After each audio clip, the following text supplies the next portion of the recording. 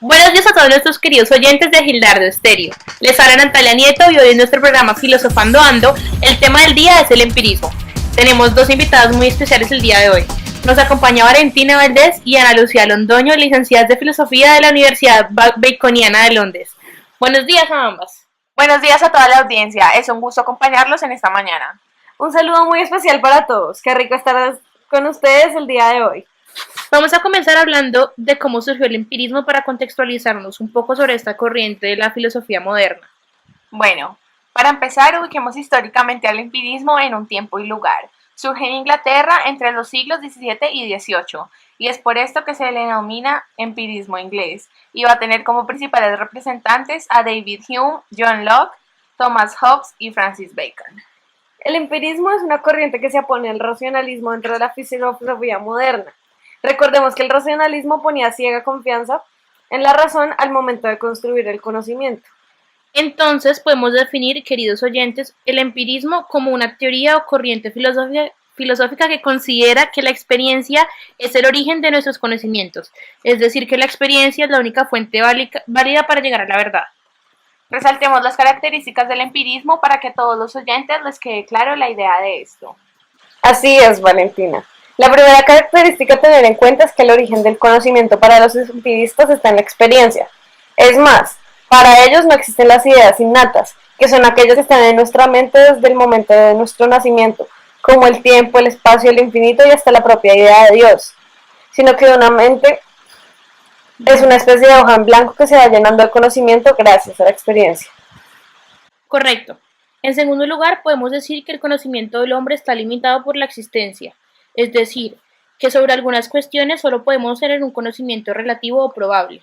Otra característica importante es que los empiristas se basan en el método inductivo, propio de las ciencias fácticas, que son las que estudian los hechos de la realidad. Bueno, pero para que nuestros oyentes que tal vez no tengan muy claro de qué se trata este método, ¿en qué consiste exactamente el método inductivo? Bueno, el método inductivo es aquel que obtiene conclusiones generales a partir de datos particulares. Ahora haremos una breve pausa. Las líneas quedan abiertas para todos los oyentes que desean hacer preguntas. Los dejamos con un breve corte de música.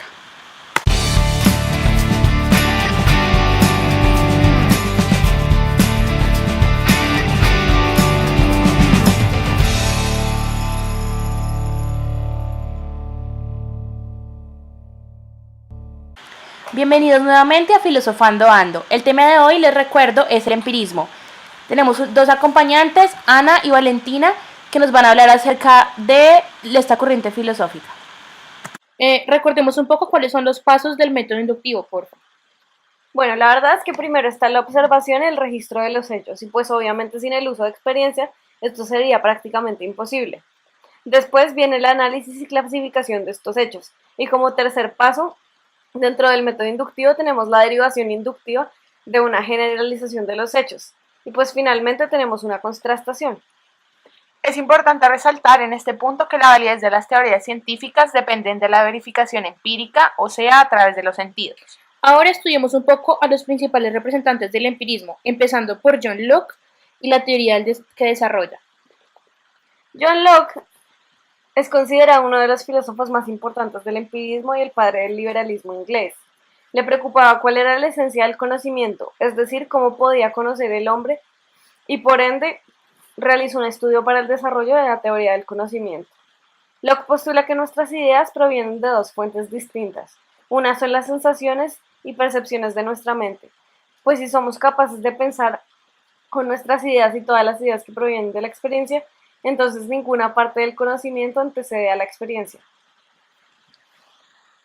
La otra fuente es la percepción de las operaciones interiores de nuestra propia mente.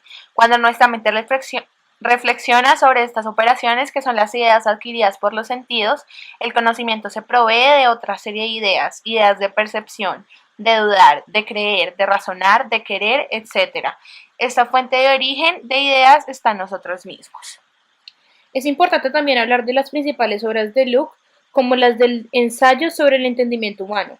Locke se propone determinar qué tipo de conocimiento están al alcance de nuestro entendimiento y cuáles no, analizando también el origen y la certeza de los mismos. Por otro lado, analiza la relación entre el pensamiento y el lenguaje, a partir de la que critica la idea de sustancia y por último, estudia los tipos de conocimiento y se fija los límites y las diferencias entre conocimiento y opinión.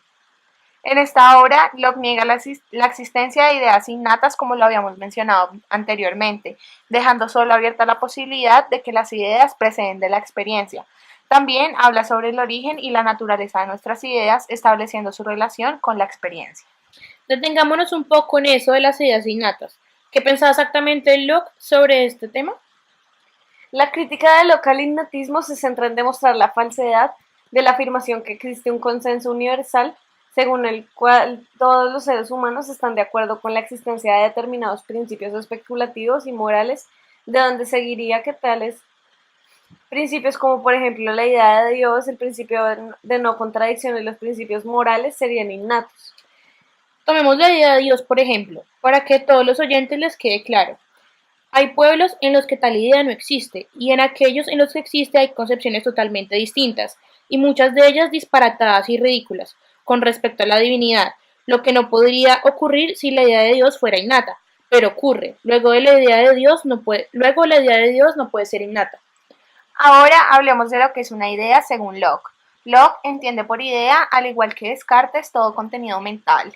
Si no puede haber ideas innatas y parece innegable que poseemos contenidos mentales a los que llamamos ideas, ¿de dónde proceden tales ideas? Pues Valentina, tales ideas solo pueden estar existiendo en la experiencia. Nos dice Locke, una experiencia externa que nos afecta por vía de sensación y una experiencia interna que lo que hace es mediante la reflexión. La sensación y la reflexión son entonces las dos formas de experiencia de las que se derivan todas las ideas. Locke también analiza el origen, significado y uso de términos generales o universales de los conceptos abstractos, de los que hacemos uso tan constantemente en el lenguaje habitual y filosófico, dado que todo ente es particular. ¿De dónde proceden los términos universales o generales? A través de la experiencia entramos en contacto con entidades particulares. Vemos un caballo, luego otro, etc., tomando las características comunes y dejando al margen los rasgos diferenciadores entre ellos. Al aplicar una palabra, por ejemplo, caballo, a esa idea general de caballo, así formada, la palabra caballo adquiere un carácter universal al representar una idea universal. Este proceso se puede continuar formando ideas más universales cada vez que serán representadas por los términos o palabras que corresponden como mamífero, cuadrúpedo, vertebrado, etc. O sea, que lo universal no está en las cosas sino en las ideas y las palabras, es decir, son creaciones de nuestra mente. Exacto. Los términos generales se refieren a cuando una entidad concreta se adecua a la idea general en cuestión. Se clasifica bajo el nombre con el que designamos esa idea general, a esa clase de objetos. Locke dice que no hay fundamento objetivo en tal proceso de construcción de las ideas generales y en el de los correspondientes términos generales, por lo que tal proceso nos lleva exclusivamente a captar la esencia nominal de las cosas, o sea, la esencia de los nombres, ni no es su esencia real, la cual nos permanece totalmente desconocida. Otro de los pensadores importantes de esta corriente es Francis Bacon, el cual, conocido como uno de los pensadores influyentes del siglo XVII, sus obras abarcan un gran número de materias, incluyendo la ética, filosofía, ciencia, derecho, historia y política. Bacon fue un hombre decisivo para el alcance del pensamiento científico moderno, al desarrollar un proceso de razonamiento llamado inducción. Este proceso consiste en obtener conclusiones generales a partir de situaciones particulares. El proyecto fundamental es establecer y extender el dominio de la raza humana sobre el universo, lo cual depende por entero tanto de las artes como de las ciencias, porque no podemos dominar la naturaleza sino obedeciéndola. Esto es un fragmento de la obra de Bacon, porque según él hay que utilizar la naturaleza para hacer feliz al hombre. Se trata de un humanismo industrial, puesto que el autor afirma que la introducción de famosos descubrimientos ocupa el primer lugar entre las acciones humanas. Por ende, solo si se puede dominar la naturaleza obedeciéndola, es decir, apartar su estructura y leyes, y la única vía para lograrlo es por medio del entendimiento previo de la realidad, que solo es posible gracias a los sentidos. Otro de los grandes filósofos empiristas es Thomas Hobbes, cuya obra Leviatán influyó de manera importante en el desarrollo de la filosofía política occidental. Es el teórico por excelencia del absolutismo. Thomas Hobbes es el materialista más radical entre los empiristas. Solo se basa en la experiencia y toma una visión mecanista de lo real. Él niega la existencia de una sustancia espiritual y crítica. No niega la percepción de una actividad del pensamiento, pero no quiere deducir de ello la existencia de una sustancia espiritual. Opina que el pensamiento es la actividad particular de un cuerpo que piensa, por lo tanto sigue siendo oscura la reflexión y la introspección. El pensamiento se mantiene así como un fenómeno de la materia que no se puede conocer de forma inmediata y a priori en su realidad propia. Por otra parte, David Hume reduce todo conocimiento a impresiones e ideas. Admite dos tipos de verdades: verdades de hecho y relación de ideas. Toda idea ha de poder ser reducida a una impresión correspondiente. Cuando una idea surge de la relación entre ideas, su contenido de realidad ha de depender de las impresiones que la motivan. Si no encontramos dichas impresiones, se debe rechazar como producto de la mera imaginación sin contenido de realidad alguna. Bueno, pero ya para finalizar con el programa, ¿qué aplicaciones tiene entonces el empirismo para el siglo XXI? Teniendo en cuenta todo lo que ya hemos hablado acerca de esta corriente filosófica basada en la experiencia. El empirismo tiene una gran influencia en el siglo XXI, pues es la época en la que se da un significativo cambio en la política en el hombre. ¿En qué medida? En la medida en que ni el Estado ni el poder se fundamentan en Dios, sino que son una mera creación humana. Es allí donde encontramos la relevancia del empirismo en las bases teóricas de la política moderna, es decir, las bases fundamentales para las democracias de la modernidad.